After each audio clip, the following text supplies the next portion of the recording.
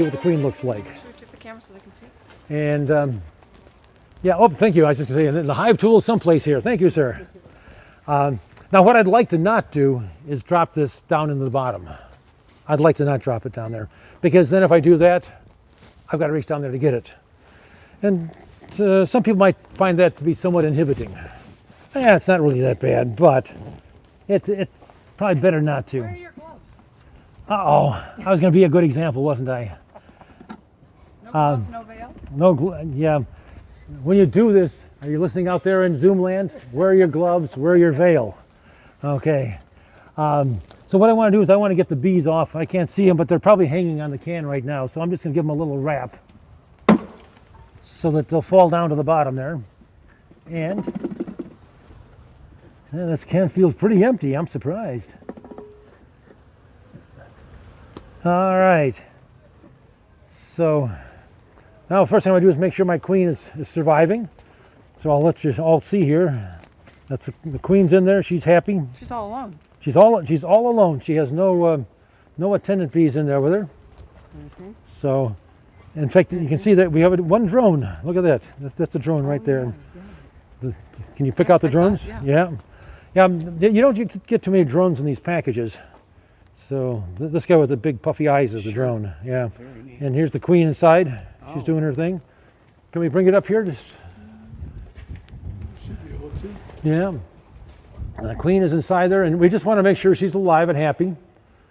So and she's got her bees that are hanging on around her. If you can pick it out, this one is the drone right here. He's a little bigger than the others. So, and you can see that they're not particularly bothered by me. They've got other things on their mind. So, if I can just get her to go inside, there you go. So, I am going to make myself a little extra space in here.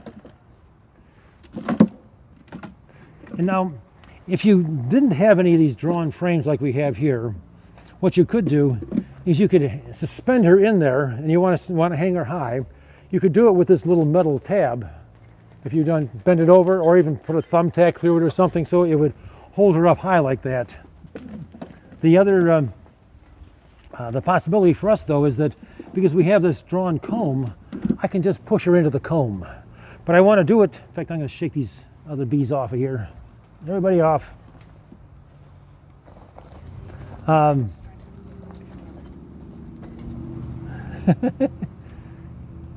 no. I'm getting a battery low message in my ear. I don't know what the battery is. It's low though. But anyways, okay, so now what I'm going to do is I want to put this in here in such a way that the screen will be facing to the side. I don't want to put the screen into the comb because they couldn't feed her then. I want it to be sitting this way. Okay? So that's what we're going to do. But in order to do that now, I want to be able to put a marshmallow in here. Right now there's a plug in there, a cork in there. And thank you. And what I have here is really old marshmallows. You know, when you get this many marshmallows, you have to put in an awful lot of colonies of bees to use up all these marshmallows. So to help it along, excuse me, I'm going to try and help the stickiness of the marshmallow. And I'm going to pull this cork out, but I'm going to be very careful so that she doesn't decide to leave while I'm doing this.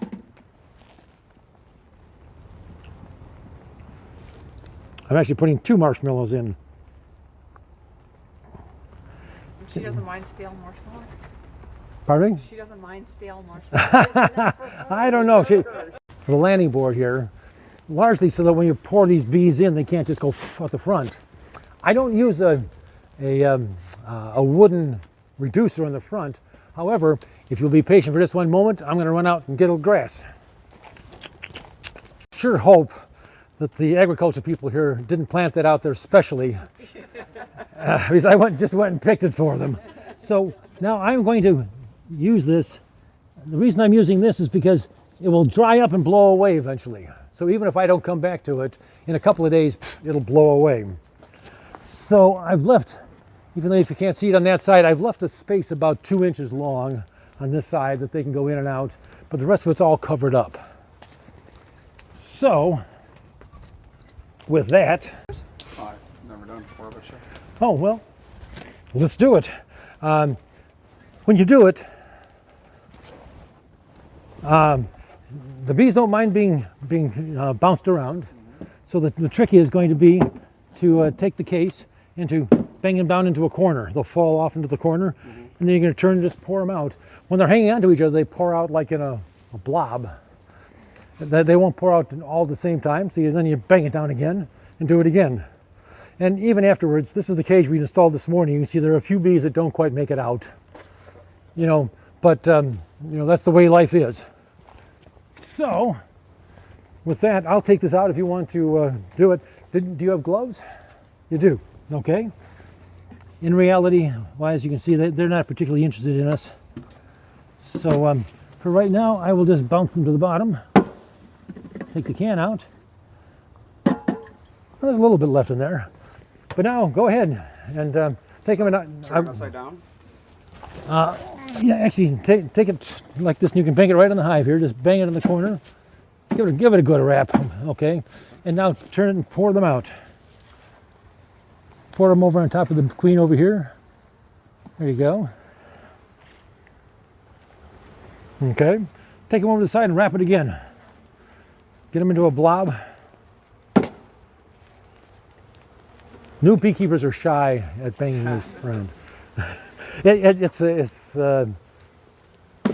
the natural feeling, like I don't want to shake them too much. Underhurt them than overhurt them initially. Yes, exactly. So, okay. So, all right, here, let me finish it off for you here. Okay. So we still have a pretty good crowd here. And in fact, I'll just bang it on my hand. You can see how many we got left in there. We got quite a few.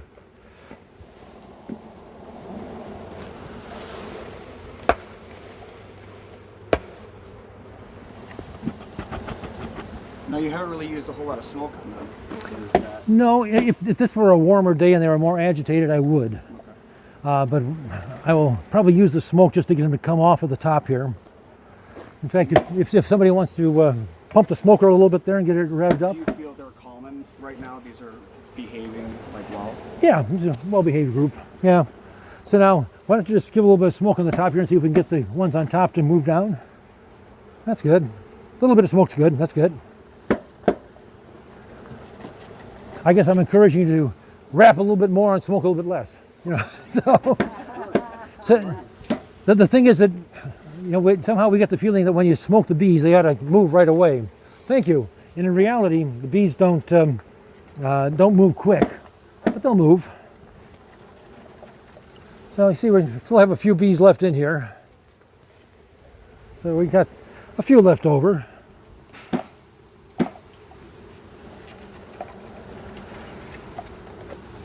And I always intend to be a good example and to put my bee suit on and my veil on when I'm doing this. And I encourage you very much to go ahead and do that. When you're handling the bees, wear your bee suit. So I'm going to just set this out here in the front so any more bees that would like to can go join their sisters inside. And I will go ahead and put the last frame in here. Now this is a 10 frame hive. And but you notice I have 2, 4, 6, 8, 9. A lot of times when you put the queen in there in the cage, you can't quite make room for 10 frames. So I'm just going to go ahead and cuddle it up as much as I can. Yeah, I can almost get the 10th frame in there. Why not? We'll do it. Would you consider a feeder frame for that 10th one? You could. The division board feeder you're talking about is a frame that looks like this, but But it has. right. Those are okay. The biggest thing with that is that in order to see what it's doing and decide if you need to put any more, you actually have to open the whole hive up to get to it. Okay. But if you're going to have some reason that you don't want to open the hive, that's a good way to put food in there for them. So, yeah, you could have that extra frame be in the hive feeder. So, with that, we add Oh,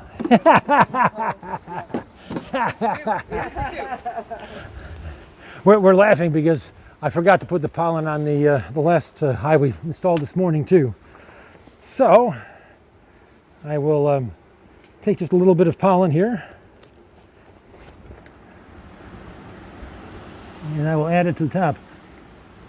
This is not a patty now like we talked about before. This is just a powder. But they are happy to have the powder as well. And probably within a day or so, it will all be moved off the tops of the frames here. Okay. I always need help. Yeah. So, put the inner cover on. Take this and I'm just going to put it on here. You can see that I've had some slats on here before. You can put slats on there, and that makes it so that you can put multiple jars on top if you want.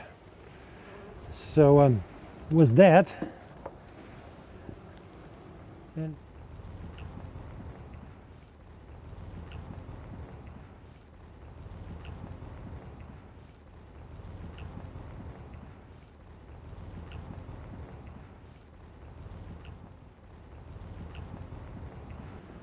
so Since it's cold, do you need to put insulation around it? if it, she asks if it were cold, would I put insulation around it?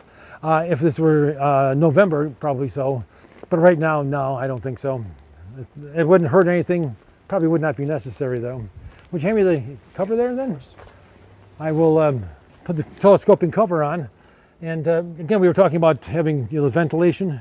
What I generally do is I put my top on and I leave it ascant. So it's tipped to the back like this. Gives me a little bit better ventilation. Also, it makes it so that any rain that comes goes off the back and not onto the landing board in the front. So with that, we have it installed.